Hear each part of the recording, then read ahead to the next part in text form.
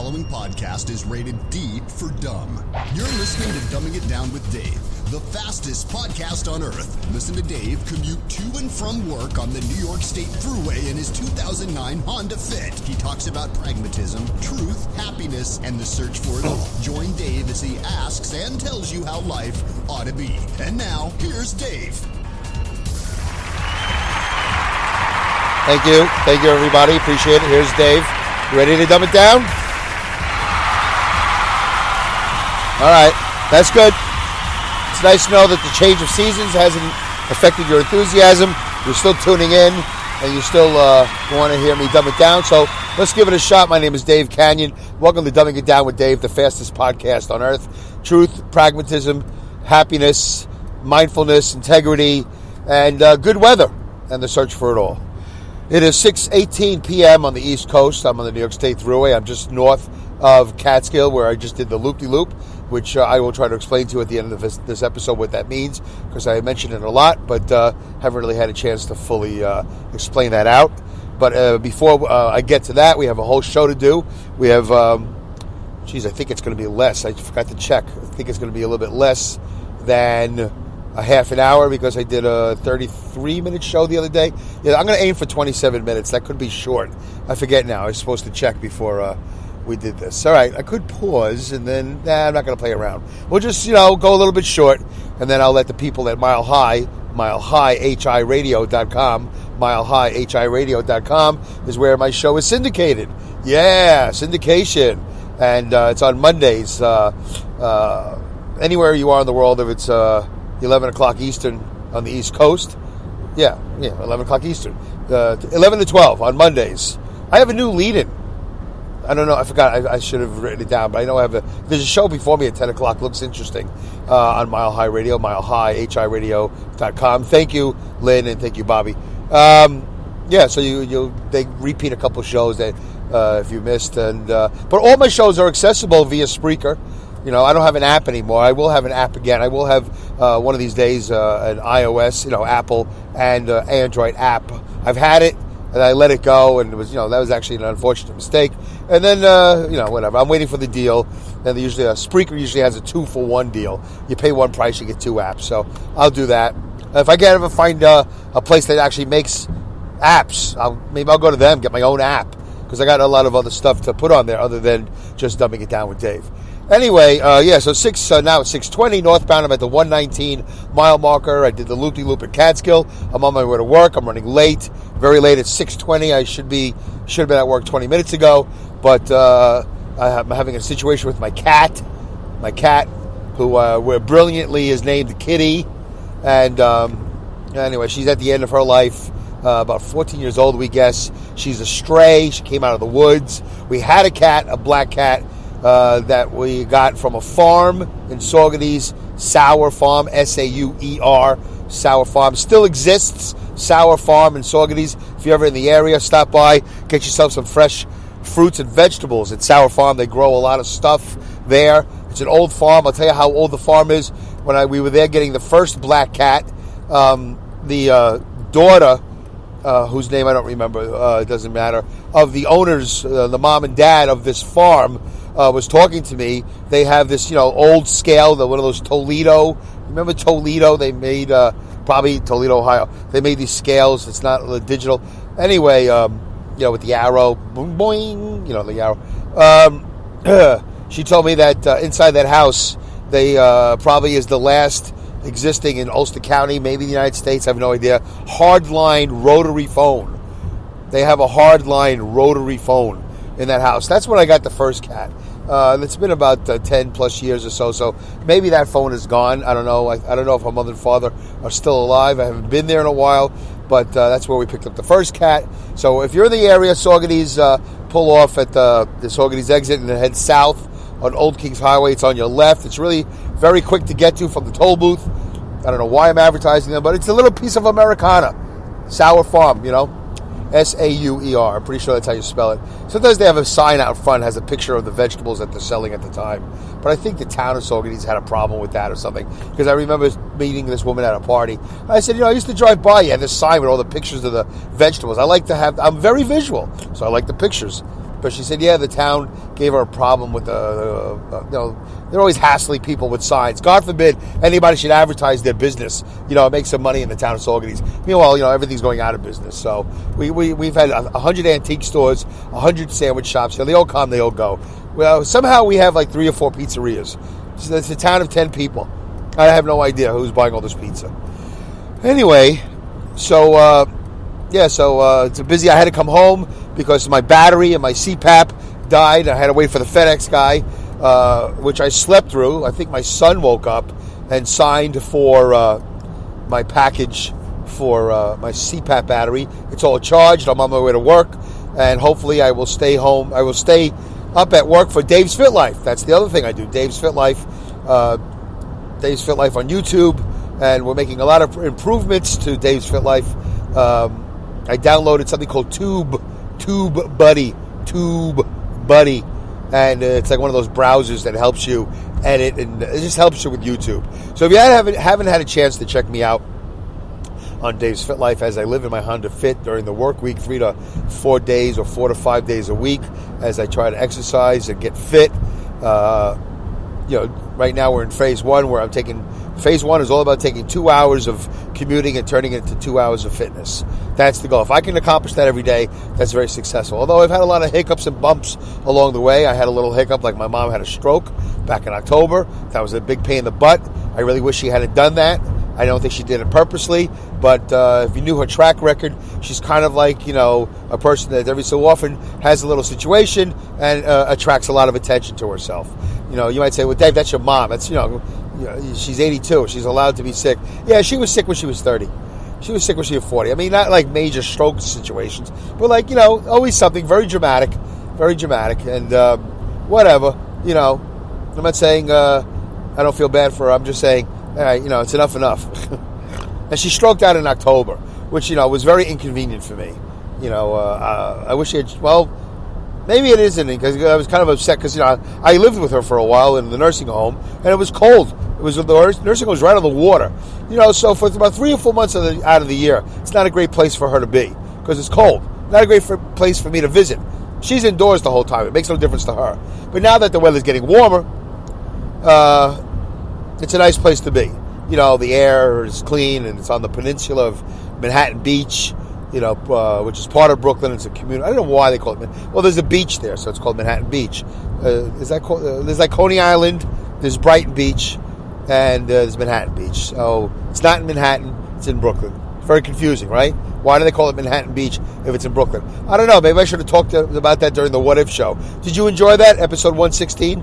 I think it's 116. The What If show, the bonus show. I like that. I want to do more of those. What Ifs, Origins, and things like that. Mysteries, What Ifs, Origins, and Mysteries. I think that's a great idea for a podcast series. What Ifs, Origins, and Mysteries. I like the idea of throwing things out. What if this? What if that? What if this? What if that? So then the origin of something. Who was the first person to milk a cow? Linda, I think, wrote a comment. The bravest man in the world was the first person to answer the question when a wife asks, do I look fat in this? Yeah, that's pretty brave. Why do women always ask that question? I have no idea.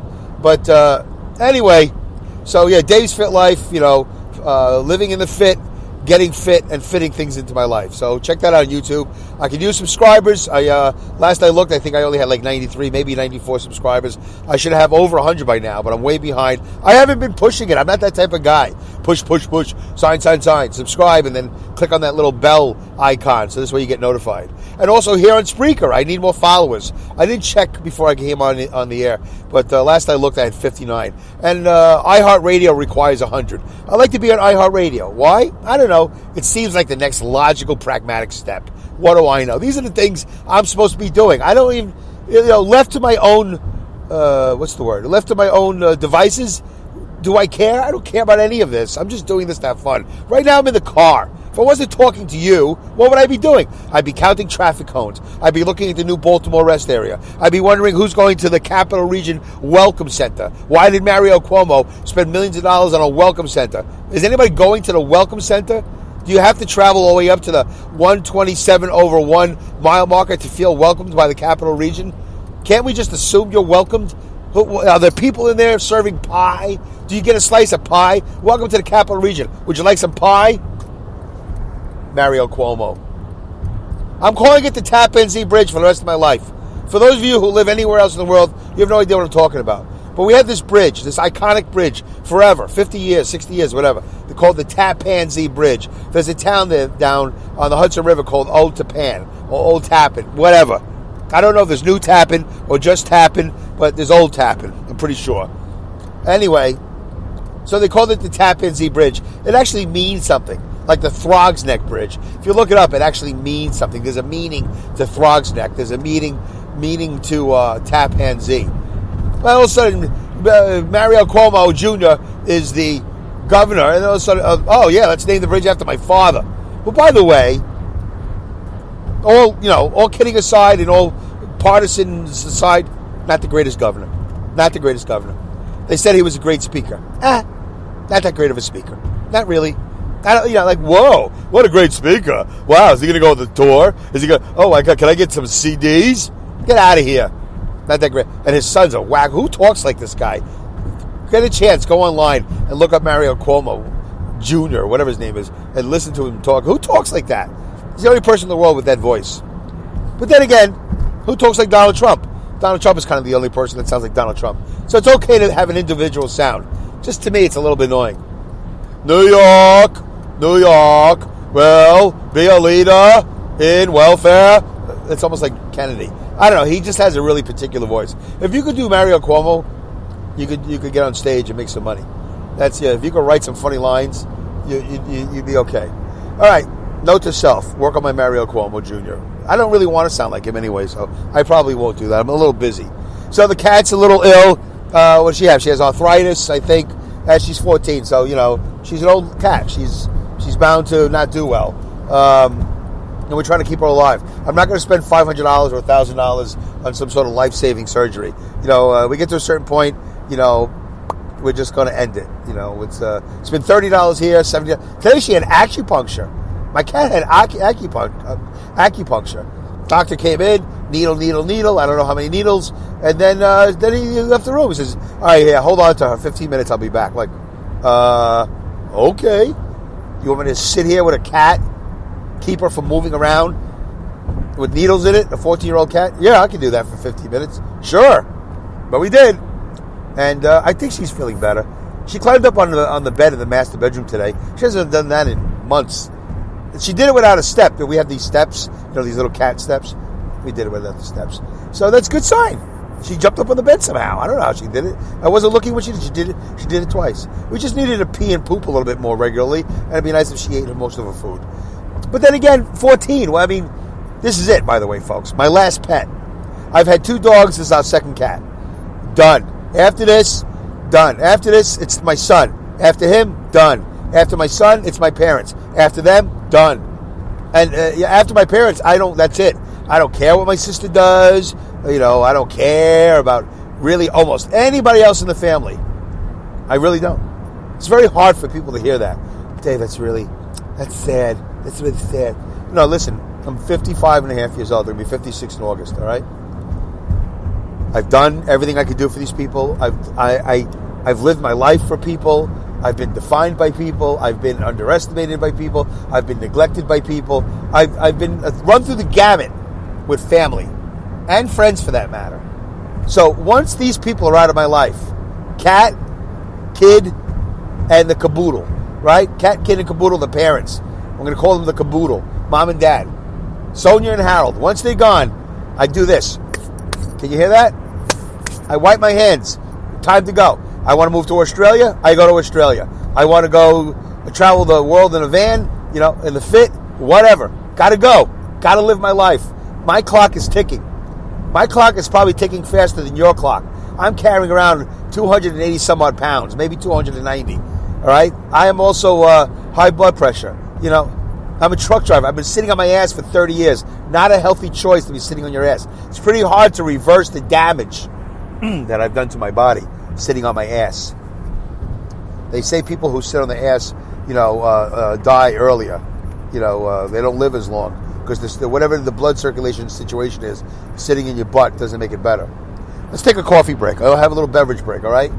Maybe we'll take a breather break. I'm a little congested, by the way. Today I did like 30 sneezes. A little McDonald's chemical-oriented coffee. Anyway, the McCafe. Come on, McCafe. What'd you get at the McCafe? Anyway, they're so good. The McCafe. So many choices. Latte. You got lattes. Yeah, lattes at the McCafe. Okay, whatever. It's a test tube. It's food made. It's all experimental food. I don't know if you guys know that. Like, really, none of it is real. It's all kind of like created in a lab. All right. Anyway, by the way, I saw the movie Founder. The movie Founder with Michael Keaton. Have I talked about that yet? It's all about the guy who took McDonald's away from the guys who created McDonald's. I think the McDonald brothers, Ray Kroc. Wow, that was a good movie. Hold on a second. I just said, wow, that was a good movie. Yes, looking back, wow, that was a good movie. But it's weird how they made it. It's not a movie review show, but it's a little weird how the director made choices, but it was good. At the end of it all, it was a good movie. I just blew my nose in a napkin here on the air. But it was a good movie. Oh, yeah, The Founder. Or Founder, whatever. You know, it's all about McDonald's. Michael Keaton, good actor. Okay. Cat. Dave's Fit Life. Tweet me at Done With Dave. Tweet me at Dave Canyon. Whichever one. For this show, tweet me at Done With Dave. Nobody tweets me. I've never been tweeted yet. Can you believe it? Linda tweets me. Linda, you tweet me. And Mark doesn't tweet me. Mark calls me on the phone. Pat talks to me live in the Tandem area in Suffern. Everywhere I go, there's somebody talking to me about something. Except for my own friends and family. And not that Pat's not a friend, but you know what I'm saying. People who I grew up with could care less about my podcast. Anyway, I defriended somebody last week. I mentioned that in the last episode. Did you enjoy episode 116, What If? I like that. That was good. Let's do another one. I got more stuff. 17 minutes. Okay. Last week I forgot to mention clear your nose. Ah, man. What a day. All congested. I think it might have been my CPAP mask. All right. Oh, this ain't going to be good. All right, listen. Doesn't matter if I'm not going to do well. It's important that you do well. Let's do a breather break. 3 deep breaths in through the nose, out through the mouth. We'll break it up a little bit here, then we'll finish the show. Red lights. We're in traffic. Red lights. Oh, boy. What is this? All stop. Oh, look at that long line of tractor trailers. What the hell is going on? I don't have Waze. I got Google Maps, but there's usually no traffic at 6:35 in the p.m. You know what it is? They're probably setting up the construction. Way to go, Dave. You're late. Now you're going to be later. You're going to lose like an hour of time. You could have been done. Ugh, I do this to myself every day. I get later and later. Procrastination is a big issue with me. Getting things done at appropriate, being prepared and all that, just not good. All right, well, while we're crawling here in traffic amongst every tractor trailer in the Northeast, let's do a breather break, all right? I'm all congested. 3 deep breaths in through the nose, out through the mouth. Try to hold it at the top and get deeper every time you go. Ready? Go.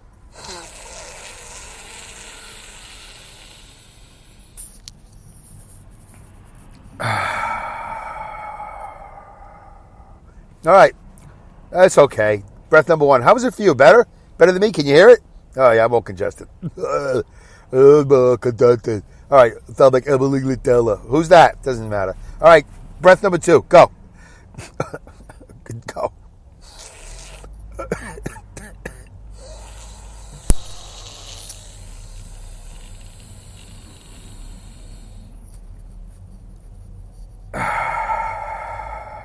right. It was a little rough start there, breath number 2, but it happened. All right, breath number 3. Last one, make it a good one. Deep, and hold it at the top. Ready, go.